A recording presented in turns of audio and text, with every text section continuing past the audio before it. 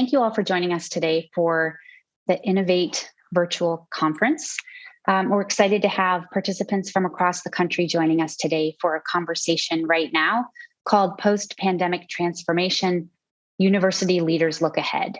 And in talking to some colleagues, I will start by saying that I think one part of this title is accurate and one could maybe use a little bit of modification. I think post-pandemic is maybe an inaccurate term, and that I don't actually think this is a state that we should expect, that we will go to a post-pandemic world, that there's really been kind of an ongoing shift, not only in the ways that we will experience public health in our communities, but also really an ongoing shift in how we live, learn, and work with each other, and how we'll do that going forward. So this panel today is an opportunity to connect with a diverse group of leaders from across the university, all of whom I'm very excited to talk with today, to really explore what we've learned, what has worked, where we think we might do better, based on the experiences we've had over the past year. So I am going to start by introducing each panelist, and they're going to tell you a little bit about their perspective on some of those questions, how we can increase and improve student success, and what are the opportunities for the university to change and grow going forward after the year that we've been through. So I'd like to start by introducing Kathann Kress, who serves as Vice President for Agricultural Administration and the Dean of the College of Food, Agricultural, and Environmental Sciences at The Ohio State University, and has been here since May 2017. Dean Kress has the responsibility for leadership of the college. She previously served as Vice President for the Extension and Outreach at Iowa State University, overseeing 99 county campus network for research and education, as a full professor in the School of Education. Prior to her tenure with Iowa State, she was Senior Policy Analyst for Military, Community, and Family Policy in the Department of Defense, leading national efforts to engage land-grant universities in support of military service members and their families. Prior to that, she served as Director for Youth Development at the United States Department of Agriculture, which included serving as Director at National 4-H Headquarters. She was also Assistant Director at the Cornell Cooperative Extension at Cornell University. And here on campus, she leads both the College of Food, Ag, and Environmental Science, which comprises OSU Extension, the research centers, including the Ohio Agricultural Research and Development Center, and the Agricultural Technical Institute in Worcester. She is also a full professor within the Department of Agricultural Communication, Education, and Leadership. Kathann. Thank you, and good afternoon, everybody, and we're really happy everyone could join. I just wanted to open with a couple of sort of the things that we've learned. We really like to take pride in our college as being one that rolls up its sleeves and really gets to work and thinks about how to do things. And as the pandemic hit and we started pivoting, we kind of had a jump start in our college with what we think of as our three campuses: the Columbus campus, our Worcester campus 90 miles away, and then of course our statewide campus with Extension and our presence in all 88 counties. So we'd already been fairly proficient in using Zoom and other technologies to connect with each other, but really trying then to pivot quickly to becoming more sophisticated with how we even reach our audiences, I think was the unique challenge. I'm really proud that people responded so quickly in thinking about how we could even make our laboratories be wherever our students happen to be. So for example, in entomology, when we couldn't have our labs, we made wherever the students were their labs and sent students to investigate backyards, farms, city sidewalks, and parks to find the insects and learn from those labs. We used virtual reality technology and a 360 camera to capture some of our unique environments, and then used virtual technology for our students to be able to inhabit them, no matter, again, where they were, and have a similar experience for their education and their learning. We also launched the Knowledge Exchange, which is a very robust web platform that allows us to put together channels in different topic areas. And the first one we launched, of course, was on COVID. And it ranges everywhere from small TEDx talks to information, but it brings everything in one subject area into one channel so that people can find it easily, because we think that science isn't done until it's communicated and can be used. And then our student base also extends from our undergraduates and graduate students all the way to the over 90,000 young people in K-12 who participate in our 4-H programs, and the over 1.5 million lifelong learners who participate in extension programs. And so we pivoted really quickly to create a March Madness of educational programs for them online. We even made 4-H camps, 4-H Campish online. We really felt strongly that we had to keep those educational programs, particularly our STEM education programs, going for our K-12 population, no matter where they were, especially our partnerships in the urban areas. And then with regard to continuing to think about our diversity, equity, and inclusion efforts during this time, we saw this as a great time to start launching some audits of our programs and what we're doing to reconfirm our principles of community and to reach out and build more partnerships with some of our sister institutions, particularly the historically Black colleges and universities, the 1890s. And I'd be happy to talk more about some of those programs in a little bit. So thank you for the opportunity to be here. Thank you so much for joining us, Kathann. Next, I would like to introduce Trevor Brown, who currently serves as the Dean of the John Glenn College of Public Affairs at The Ohio State University, where he has been a faculty member since 2001. He also serves as the Executive Director of the State of Ohio Leadership Institute, a training resource for local and state elected officials in Ohio. He previously held the position of Pascal Maragall Chair Visiting Professor at the University of Barcelona's Department of Economic Policy, and a visiting assistant professor position in the School of Public and Environmental Affairs at Indiana University. He also served as the U.S. Project Manager and Associate Project Executive for the Parliamentary Development Project, a U.S. agency for international development funded organization that provided technical assistance to the Ukrainian parliament from 1994 until 2013.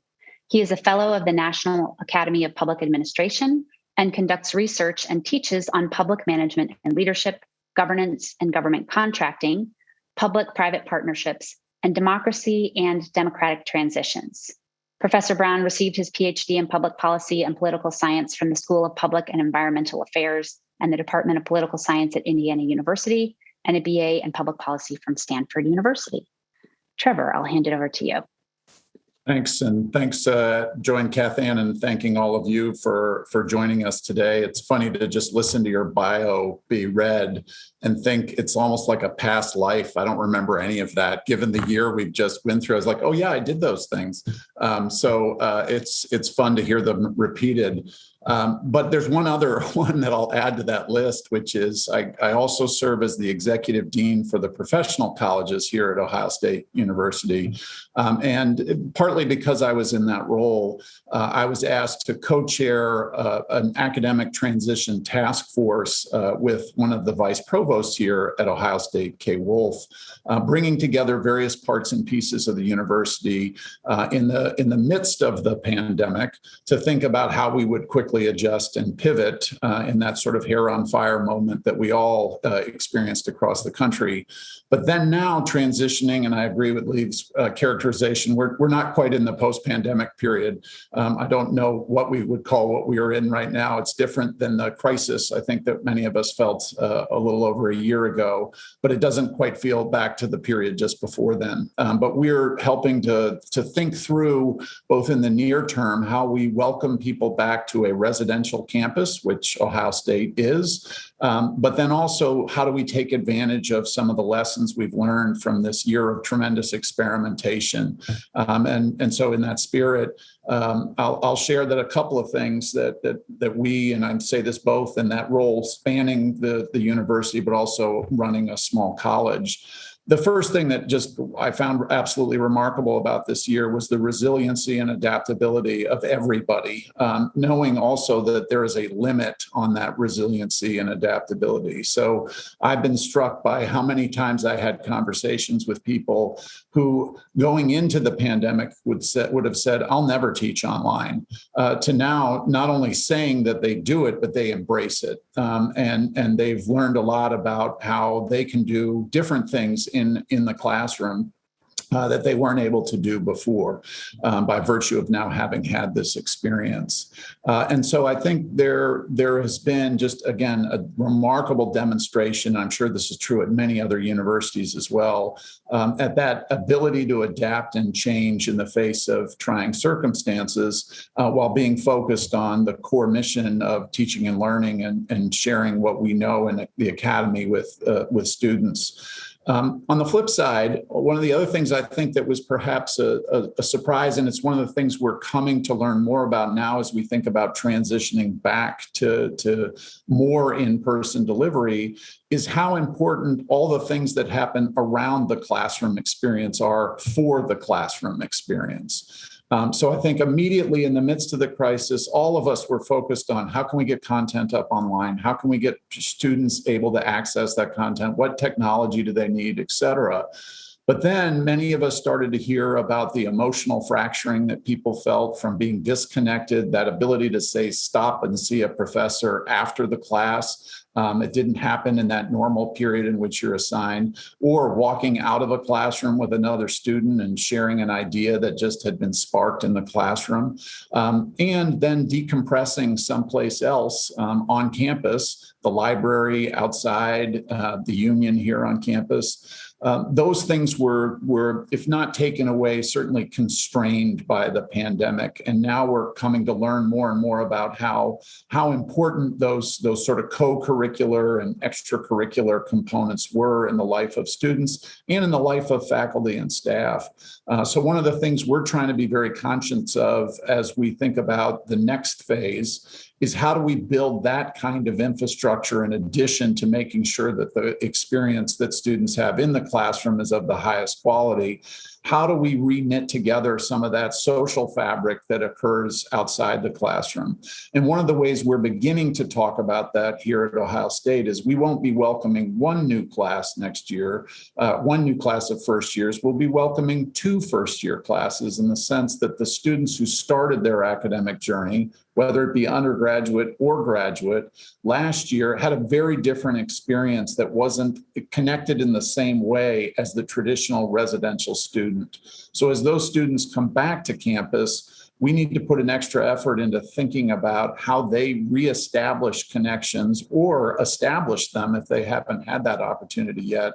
And we're very thoughtful about that second year group, because they're at risk of being sort of left behind as we welcome in a whole new freshman class or first year graduate class. And again, I say that both at the university level and at my college level, and thinking through how can we do that. So plenty of other things that we learned, but I thought I'll leave it there and look forward to the conversation. Great. Thank you so much, Trevor. I appreciate that. Next, I'd like to introduce Don Pope Davis, who is Dean of the College of Education and Human Ecology at The Ohio State University. An educator for more than 25 years, he previously was Dean of the College of Education at New Mexico State University, a Hispanic serving institution. Don's work on religious attitudes, multicultural competence, and unintentional racism in counseling is widely published in peer-reviewed journals. He is an elected fellow of the American Psychological Association's Society for Psychological Study of Ethnic Minority Issues and a fellow of the Society of Counseling Psychology. Cambridge University Press recently co-authored his fourth book, examining the attitudes of Black Catholics in America. He is past chair of the APA Committee on Ethnic Minority Affairs. He is a member of the steering committee of Deans for Social Justice and Equity in Education, ERA Consortium of University and Research Institutions, and the Council of Academic Deans from Research Education Institutions, and the Carnegie Projects on the Education Doctorate Council. He received his doctorate from Stanford University, and I happen to know that Dean Pope Davis is also between graduations today. So rush to us from one set of graduations and we'll go and put graduate students in the second set of graduations shortly after this panel. So thank you for taking your time to join us, and I'll hand it over to you. Oh, you're welcome. Thank you for the invitation. I simply have to remember which group am I talking to right now in order to get it right. I don't have much to add to what my colleagues have said, but to give a different orientation in terms of what we've learned. I think when we began this pandemic environment, there was not an anticipation that there would also be a social justice pandemic. And so we started this conversation, both here at Ohio State and our society as large, speaking to the issues of how do we cope with the pandemic. And then stuff happened where people began to speak up within the pandemic who were already feeling disenfranchised, and that emerged. And so these two things emerged at a time that was critical in our society. What was interesting when I look at some of the work that we're doing in our college, as well as the societal response, is that our society, the larger society, moved very quickly to address the pandemic in terms of vaccinations and engaging people in strategies and looking at new pedagogical models and so forth. Yet the other pandemic, which has been around for 400 years, we're still dealing with. And so part of it is how do we juxtapose these two encounters when students and faculty and staff in our community are struggling with both of those. And so our approach here in my college is to begin to have a series of conversations that were embedded in the pedagogical encounters with our students in our college.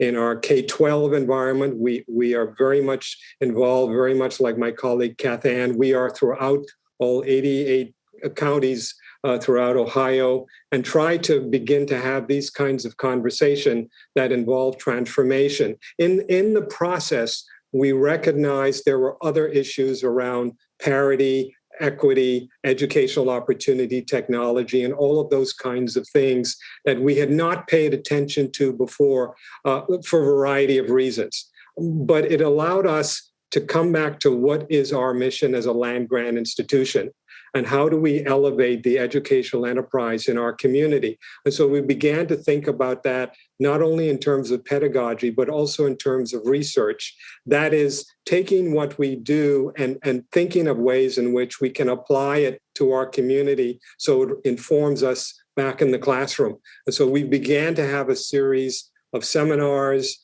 webinars, conversations, which are still very ongoing in that environment that I believe are making us different.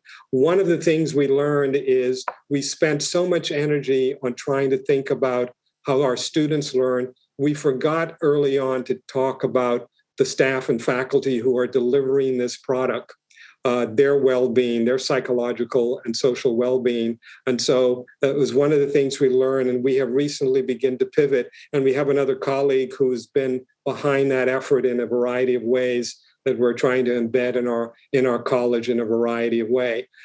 During this pandemic, we have continued to make a commitment to diversity and inclusion, not only in terms of our coursework, but in terms of the people we want to recruit and be part of the community. And we're doing this in very public ways so that people can see their presence and feel part of the community. The other thing I will mention is that we have learned that we are essentially social beings. And the absence of social interaction, we see in some of the early articles that are coming out that many people during this process have had atrophy around social interactions and forgetting how to do that. It will be interesting when we come back into a space where we're suddenly seeing each other, if we remember how to communicate in a way that allows for the social interactions and the kinds of things and supportive things we can do, because this venue that we're using right now have required us to minimize the social interaction and to be very agenda driven in a way that allows for a different kind of narrative. And so part of it, as we think about possibilities, particularly with students in our teacher education program. How do you relate to kids in person? How do you help people engage in those conversations and so forth? Those are some of the things that we have observed and we are beginning to tackle as part of our conversation. I'll stop there and so turn it back over to you, Liv, as we begin to have this conversation with our participants. Thank you so much, Don. I appreciate that. I'm seeing some great questions coming in the chat, so thank you for those. You can keep those coming. And I will introduce Grace Wong, and then we will open it up for discussion amongst the panelists. So Grace Wong joined Ohio State just this past December as Executive Vice President for Research, Innovation, and Knowledge, where she plays a lead role in expanding the university's cutting-edge research, creative expression, and scholarship, stimulating entrepreneurship, and building strategic partnerships.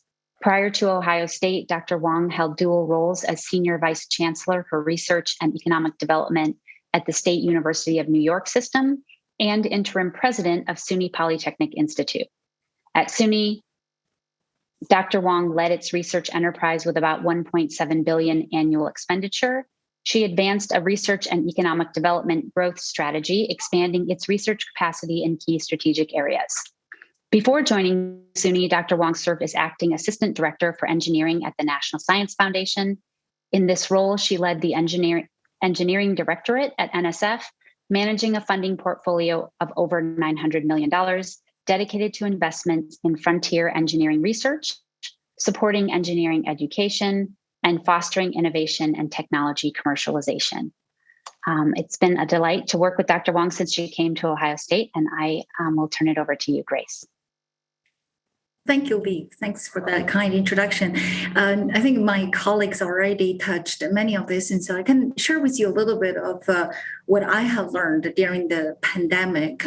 And I agree with Liv. I think the pandemic, we talk about post-pandemic transformation. In many ways, I think this transformation of the learning, the future of learning, has already been happening. I think the pandemic didn't really transform it, but I think it accelerated it. And so actually literally bring the future upon us. And so now we need to look at what is really the modality or modalities of the future of learning. And just think about this, and my colleagues already touched this. We are during this time, I think that it sounds like a paradox, but these two things is coming together for us in terms of learning. One is the deep appreciation of in-person learning, the in-classroom learning, and the interaction with the faculty members, also the interaction among the peers, among the students.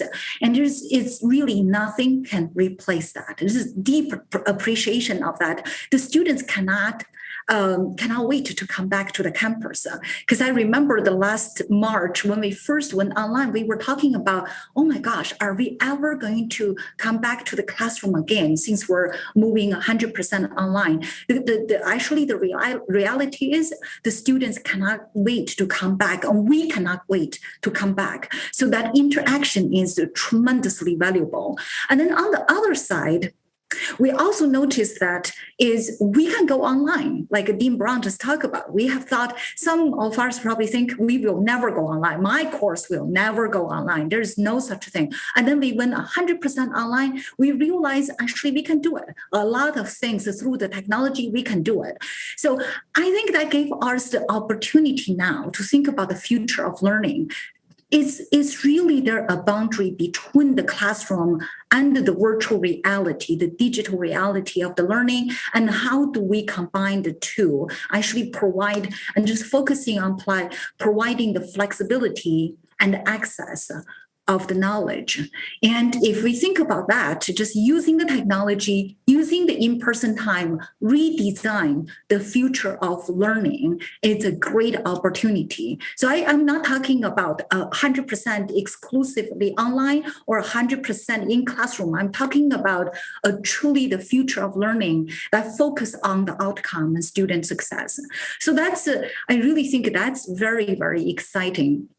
And so another thing we have learned, it's also have been touched by Dean Kress and also Dean Pope Davis on this one, is the equity. just think about this is amplified. In my prior job, we had a student survey and we asked the students what have been the major obstacles for you to take 100% online or distance learning. And it's surprising. It comes back. I thought the first one will be devices. It's not. Actually, the first one is access to Wi-Fi. And then the access to a quiet learning space that actually you can sit down and take that class. And then, of course, there are devices and laptop and the mobile devices. So give us a lot of thinking about instruction design. I talked to Liv about this. Think about a lot of our classes not designed for the mobile devices. And not only, I'm not talking about ours, just in general in the higher ed, right? When we design this, how do we make sure that it's mobile devices accessible and make the students can learn from any devices? And what does that mean for the Wi-Fi access? And if in the future, even we provide a high percentage of the online learning for certain degree programs, what do we mean? What do we think about the space? Like, can we offer certain space, the quiet and space that the students can learn? So I think it's really a deep thinking about the higher ed in the future. It's not only about affordability, it's really the true equity of the education comes with our deep understanding about what we can provide to the students. So I'll stop right here and let you give it back to Liv. Thank you. Great. Liv, I wondered if I could just add in a thought there that ties to also a couple of the questions in the chat box, if you wouldn't mind me jumping in. I want to add just one more thing, and then I'm going to hand it back to you, Kath. So, Kathy, I wanted to take just a moment to thank Amanda Postal and Lisa Rice, who you see in the window here, who are along to support the technical side of this program today, and Chris Cosgrove, who is providing transcription and captioning services. So thank you all for joining us. I am seeing some really great questions coming in on the side panel, so please keep those coming. And I will go ahead and hand it back to you, Kath Ann. Thanks. Thanks, Liv. I just wanted to connect a couple of things that some of us were talking about, as well as some of the questions we're getting at. And what I think is really exciting right now about this place where we find ourselves is, I think Grace is absolutely right, that it's sort of this continuing evolution that it was accelerated by the pandemic. But what I think it's really riveted our attention around is the concept of collective learning, which collective learning is so powerful. And we've certainly learned that in this process of being in the pandemic. But what I think the real opportunity is for us to be able to kind of unpack that a bit and think about the different components of collective learning and what of those components requires us to be interacting and with each other as social beings. And what of those components are things like Grace talked about that can be this hybrid, that there's other ways that we can access some of that information kind of all at the same time, and that we have those opportunities. That for us in our college was a real aha moment of, oh, wait a minute. If we can combine these, that we can also address some of these kinds of issues that may impact learners differentially that we hadn't thought of before, including those who may have challenges with their learning through different learning issues and learning disabilities and things like that. There's real opportunities here for us to think about all kinds of different modalities that can layer upon each other. But I think Trevor was absolutely right in thinking about that when we consider then this collective learning, what are those components that do still require us to be able to come together, and how can we amplify that and then be able to do this wraparound with these other types of ways of learning that we can add on or connect to it. Thank you. So if I can add a brief comment here too, I agree with what Kath Ann has said. One of the disruptions I think in this space is that we have had to rethink what we mean by equity. The traditional view is now become superfluous. What does that mean in the current environment? Particularly around technology, around learning. What does that look like in a classroom when a teacher says they are committed to equity. What changes? And so we also have to, in this environment, begin to provide tools and opportunities for educators, for faculty, for staff to think, what does that look like in our environment? Because we haven't done this before. We have somehow historically separated the two from when we're in the academy, this is what we do. But the notions of what equity looks like in our society has been disconnected. Both pandemics have brought those two together. And so this is an opportunity to be transformative. And so as we think through these different approaches, we start out by bringing around change. And so that change over time has to become evolutionary. And so what is the next step? And we have to learn in this environment, particularly when we see it all the time in technology, but in our general way of thinking about education, we have to begin to learn to become more comfortable with ambiguity, because part of the environment is changing so quickly, and the way we respond requires us to be intellectually and socially flexible so that we can meet the needs of our community in this new environment. I hope that was helpful. Yes, no, I agree. I appreciate that. And I think there's a significant call on all of us in higher ed right now to really expand the ways that we think about and what we kind of consider taking responsibilities for and engaging with around those big questions of equity that, as many of us have pointed out here, are certainly not new, but are being amplified. And right now, based on what we've lived through over this past year. I also just want to call out, I think another theme that came up here was looking at really understanding not just how we can leverage online and in-person engagements in ways that are meaningful, but how we can really actually expand and amplify the power of in-person to become something that has more value and maybe leverages that in-person connection even more deeply, knowing what it has been like to go through a year without that there, and then really understanding what are the ways and places and types of work we can do in a virtual environment that really leverage the opportunities that virtual provides. So I actually am going to turn to a question from the audience that a number of participants have also commented on. Donnie Sendelbach says, I would be interested in hearing the panelists' thoughts on how do we make a better normal versus a new normal, addressing issues of equity, social justice, and education. How much of learning is social? How do we hit reset not only for teaching and learning, but for everyone's well-being and workload? And Dr. Tracy Stuckel from here at Ohio State adds, I would love to see how we can create the better normal that involves true transformation. So this is kind of a wide question, but I think it's asking to go a little deeper on what does this better normal look like? What are some specific things that we could imagine and be doing to get there?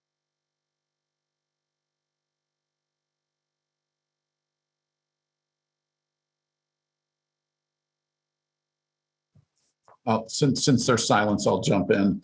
I think part of it is community conversations about what a better normal is. I think it would be erroneous of any of us to say we know what that better normal looks like. I think one of the things we've learned is there are some benefits to different kinds of modalities. And I think the equity conversation that Don and others are mentioning, I think has also reminded us and amplified for us that different people need different kinds of ways of learning. They need to be instructed in different ways. And similarly, different kinds of instructors are going to find themselves more naturally gravitating to different ways of delivering content and engaging students and creating that community. So I'm excited about the new normal or the better normal rather, but I don't know that we have the answer to what it is yet. I think all of us are still in a very much of an experimentation phase of trying to see what's working, and we'll have a similar. I'm expecting this next year is going to be an equally experimental year as we learn some new things. With one caveat that I hope we all get, which is, and is hopefully this doesn't sound like laziness, but I think everybody needs a break.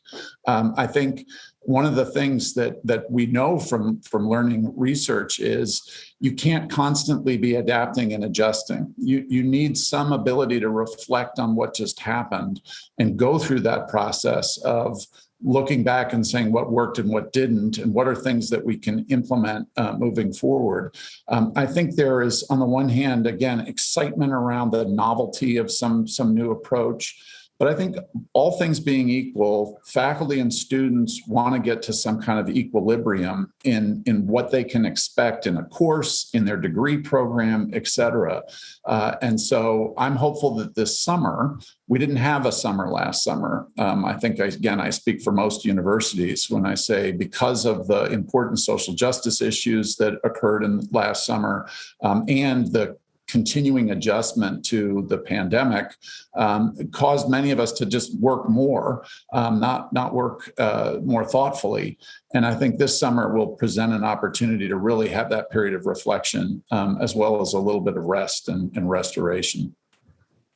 So if I can add on to Trevor's comment, I'm going to modify one statement you made, Trevor, that broadens the context, which is, I think we did have a summer last summer, but it wasn't a pedagogical one. It was an experiential one where people were in the streets raising social justice issues, and that provided another learning environment that enunciates the fact that learning and pedagogy takes place in and outside of the classroom. And I think that reawakening, if you will, happened last summer, and I don't see that as going away. And I know you weren't saying that, but I wanted to modify that just a little bit. And so the opportunity that we have is that we will have to. I'm less concerned about what the new normal will look like, as I'm more interested in our cohorts using this as an opportunity to try something different and to be open to new possibilities. I get a little nervous where I hear these terms that we're all in this together. We're not, because of economic, social, political. We're not in this together because of people's own reference point. And so I wish we'd stop saying that, but instead say, how do we help each other move in a direction that is transforming the lives of others, whether it's through technology, pedagogy in classrooms, and so forth. And so I would argue that our faculty, our staff, and our students will continue to ask us to lead and provide some directions. But given the true nature of higher education, with every solution, potential solution, emerges 6 other questions that we have to answer. And I think that transformative experience is something that we have to be reminded of in this place. We're going to continue. I'm excited about this moment. If you haven't picked that up as yet, that we're not doing what we did before, and so it's going to require people like us who are in leadership roles to lead in a way that we haven't before, and to make our community accountable in ways that, and more importantly, to model the kind of expectations that we feel are important as we transform this space. I think it's important too that we bring together the scholars who have the body of knowledge to say, how do we think about this? I think sometimes there's a knee-jerk reaction that we have to solve this right away, and we don't consult the people who have the knowledge base. And I think that's an important part of the conversation as we move towards a different set of expectations in education. Well, and Don, I think one of the things you alluded to there as well is that accountability. And how do we ensure that we're building in accountability in ways that still allows for the flexibility and the innovation and the growth, but also ensures that we keep moving, that we keep a momentum going, and don't just so easily slip back into what might be comfortable, especially given what Trevor said, when we're tired, people are, the change has come so rapidly. How do we not then slip back to things that maybe for some feels comfortable or feels like something that doesn't require as much from us? I think that accountability is going to be an important element for us to think about how we do that in ways that can be productive. Thank you for that. I think I want to just carry that thought a little bit further, Kathan, and it really kind of comes out of these two parallel points that we heard from Trevor and Don. And I'll start with Don's really about the sense that we're not all in this together right now, and that yet there's this sense of excitement and opportunity around how can the ways that we work together, the things that we pay attention to and are willing to address, the kinds of scholarship that we engage to support that, how can that be something that is foregrounded? And as Kathan said, how do we build a sense of accountability around this? Up against the really important points that Trevor makes around the fact that this has been a long and protracted lift for so many people in so many ways, right? Every member of our community, from faculty and administrators, students, the people who are responsible for helping keep our campus clean and safe, right? So list goes on and on. Mm-hmm. So thinking about that, I wonder, in the moment where we still have, I would argue, an expanded kind of set of operational work around what does it look like to be prepared for summer and autumn, and have our classroom spaces and our virtual spaces prepared to be effective, at the same time as we have an important moment to be really thinking about what are these opportunities right now, right? That we need to be kind of addressing together and creating a sense of accountability around, with the sense that Trevor brought forward, that there is an incredibly important need for all of us to have a moment to reflect and to rest and recover. So I wonder how you all are thinking about that in your colleges and with your teams. How do you kind of reconcile all of those things right now?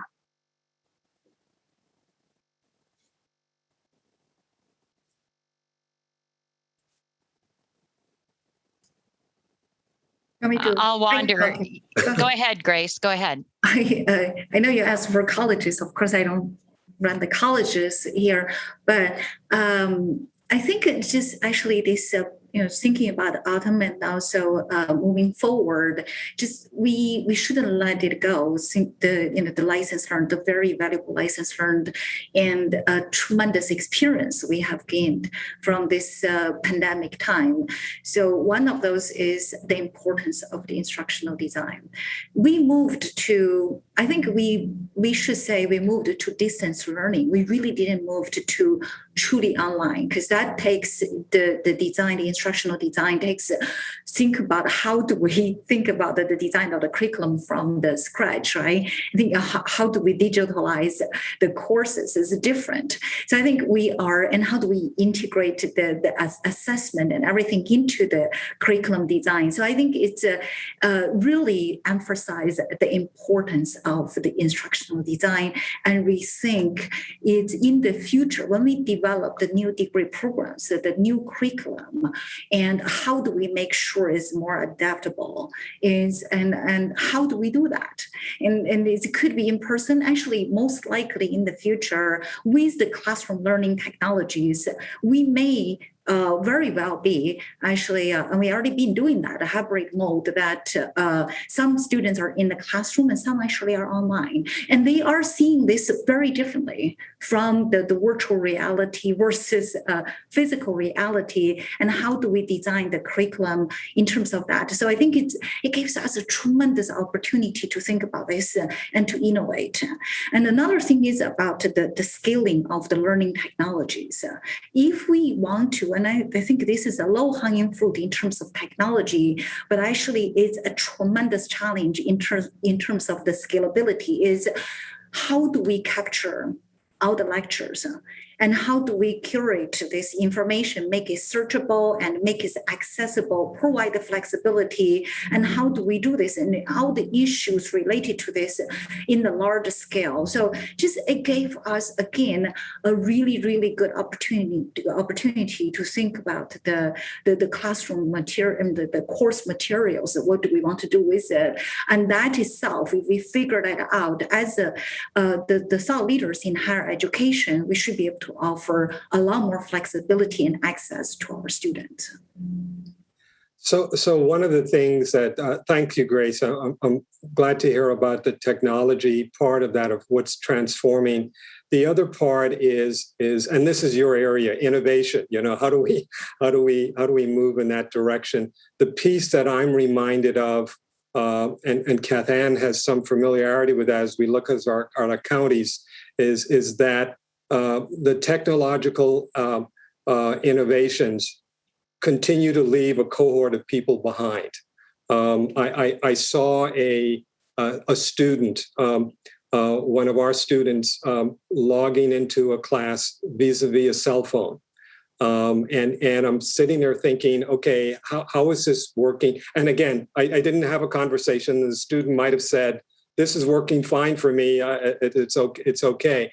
But when we go out from our communities, I would like us also to begin to think about innovation that distances people, and how do we, let me say this differently, how do we bring together innovation and equity so that we are transformative with more people in our environment? Because we do know that different communities, different families have different resources. And so I think that is something we have to always be reminded of as we talk about advancing hybrid learning, all of these models of engagement, thinking through the community, again, coming back to that land-grant mission. We have a diverse group of people, both economically, ethnically, socially, and so forth, that don't have the resources that we have. And so as we push further out in terms of technology innovation, we always have to be cognizant of who are we leaving behind.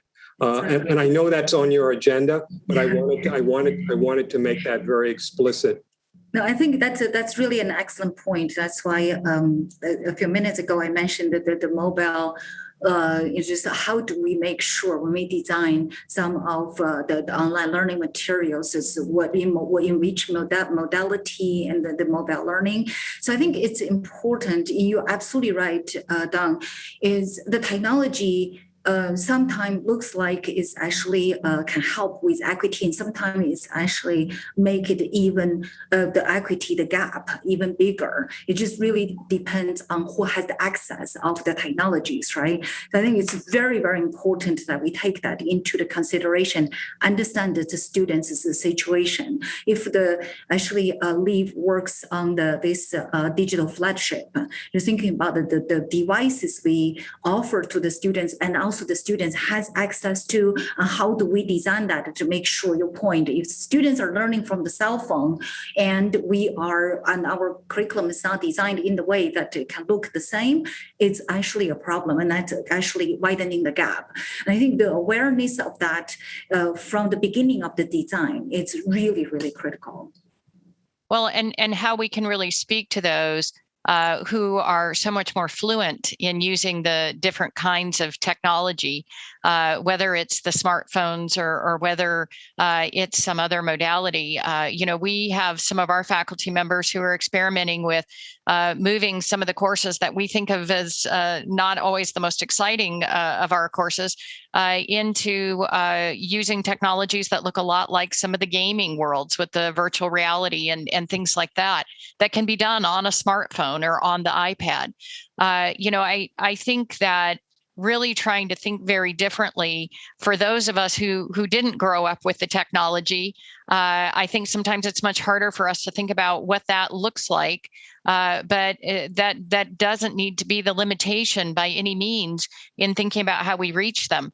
The other thing, Dawn, I was thinking when you talked about that is to me, I still go back to this great opportunity we have. I mentioned that for our college, our student base isn't just our undergrads and our graduates, but those K-12 that we reach, the over 90,000 and the 1.5 million that we reach through extension. To me, that's one of the exciting opportunities for universities right now, is in some of the lessons that we're learning through our online work and everything we did in this last year, the ability to reach more people with our science. And at a time when, quite frankly, I think it's more needed than ever for us to be able to reach people and make science so much more accessible to them, and to make sure that we're communicating it in ways, though, that is meaningful to people for the decisions that they're making right now, rather than continuing to lock up our science in our journal articles or in publications that the general public can't really access, even if they have the article in front of them. To me, that's a whole new area for us to push further with, whether it's extension or engagement in outreach efforts or whatever it is. It's a tremendous opportunity that can both set up a pipeline with the K-12 as well as extend what our science can do with lifelong learners. I think that's just an untapped potential. Great, thank you. So I really appreciate this conversation. I have one more question that was actually the first question that came through from the audience. We're going to do something very ambitious here. I'm going to pitch that question and see if a couple of you can take a quick stab at that question. And then I want to close, and I'll let you know what this question is with just a brief answer from each of you about something that you personally learned that you'll take with you over the past year. So think about that one. What I'm going to start with is a question that came in. How does the institution walk the line between student privacy, so recognizing and protecting, supporting student privacy, and also making data available that can help both the student and the institution and instructors gain insight and help with self-reflection, self-awareness, and student success?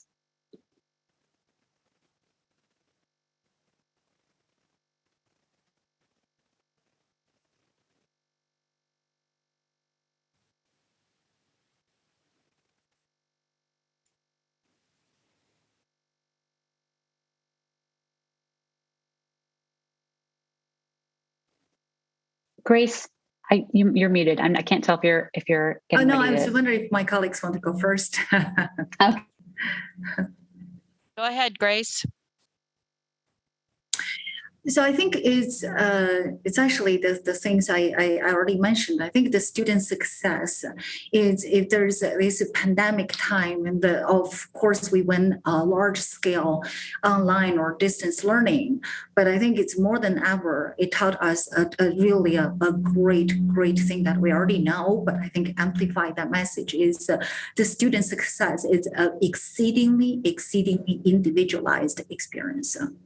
Every student has a different experience. They have different challenges, and they learn differently. They learn at their own pace. They have their own needs, and so that's why I know it's particularly for a large university like ours, and as we think about education attainment in the state, actually in the region and across the nation, and talk about the education. I saw there was a question about education attainment for adults, and with all of that, this is going to be a tremendous, if we can reflect on this experience, it's a tremendous to think about.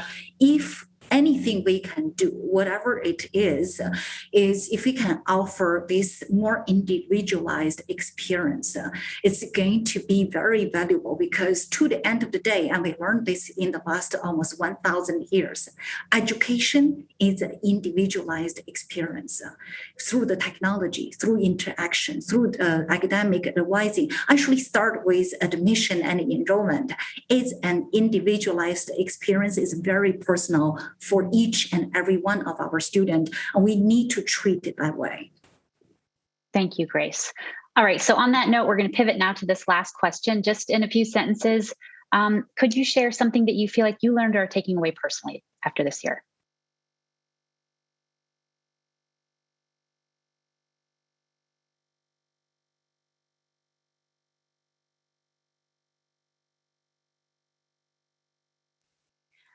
I'll go ahead and wander in here. I think it ties to what Trevor alluded to in his opening comments, which, I think at the beginning of our everyone pivoting and thinking we were so caught up in sort of the crisis of the situation and everything, that it was really easy to overlook what social beings we are, and to not really give so much credibility to the dynamics of a learning environment, and that learning environment is not just about information or knowledge transmission, but it's really about the people and about the relationships, and that student success often rests on those relationships and the ability to engage and connect. That's why equity is such an important component of this.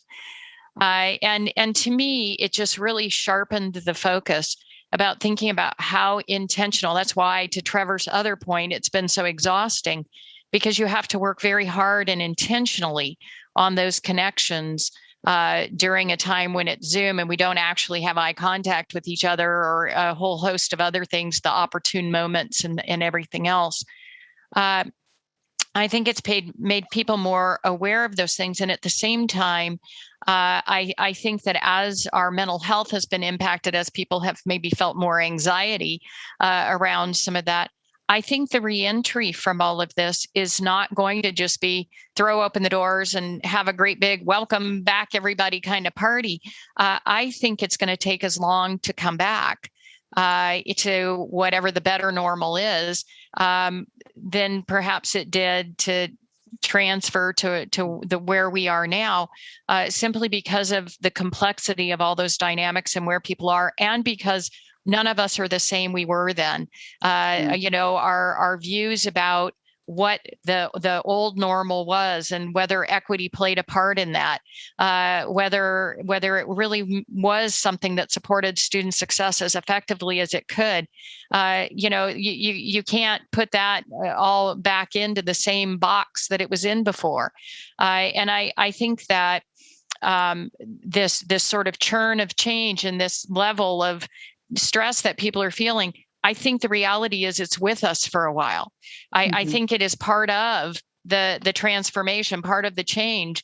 And I actually think that as leaders, we're going to have to help people adapt and get used to that before it's going to feel like it's comfortable and normal and familiar to people. It's going to be a while. Right. And I just think we need to help people adjust their expectations around that. Thank you so much. We are going just a little bit over. So anyone who needs to drop off, I do understand that. And I'm going to invite each of you in 20 or 30 seconds. You're going to drop a wisdom bomb here on the exit. So I'll start with Trevor, and then Don, and then Grace. So many good things to learn just in this conversation. But the one, just to build on what Kath Ann said, I think was a learning moment for me, is there's a difference between people's stated preferences and their behaviors and what they habituate to. So I think a lot of people would say there were things about the last year they didn't like, but they're now normalized to that. And so just to emphasize what Kath Ann has just said, I think we have to go through a process of being very conscientious about trying to help people align with whatever they say their preferences are to what the new behaviors will be. So a lot of people would say, I don't like to take online classes, but they still sign up for them, and vice versa. Even though their learning style may better suit them to some other approach, they're now just normalized to the way we've been doing things. And that goes for faculty and instructional staff too. So I think there's going to be a new habituation that has to occur. Yeah, I agree with that. I think as we move forward, we have to get more people on board with being intellectually flexible as we move forward, because it's amazing the contradistinction between having some of our brightest faculty and staff who are very good at creating new possibilities as a result of their research and asking questions that they're trying to answer, but yet some of the behavioral patterns don't reflect that same flexibility. And so part of it is, I think we as leaders have to begin to demonstrate that and come and have a conversation about what that looks like, so that we can model that kind of behavior for our colleagues in ways that they haven't seen before. And then fundamentally, I always come back is, we've got to give each other a moment of grace. There will be some mistakes along the way, and we'll get it wrong more than we'll get it right. But that's how change occurs. And so those are some of the things I think I've learned and hope to see as we move forward. Thank you so much. Great. Yeah, just really quick. I think we already touched about that is the equity, and Dan said that beautifully. It's I think the education and equity, it has to be deeply integrated. It just, I think it's anything we learned is, gosh, we absolutely need to look at the education from that lens and from the design to delivery to think about that. Yeah. Wonderful. Well, I thank you so much for your generosity on this panel, and to all of those who joined us. It's been wonderful to hear from you. And again, thank you.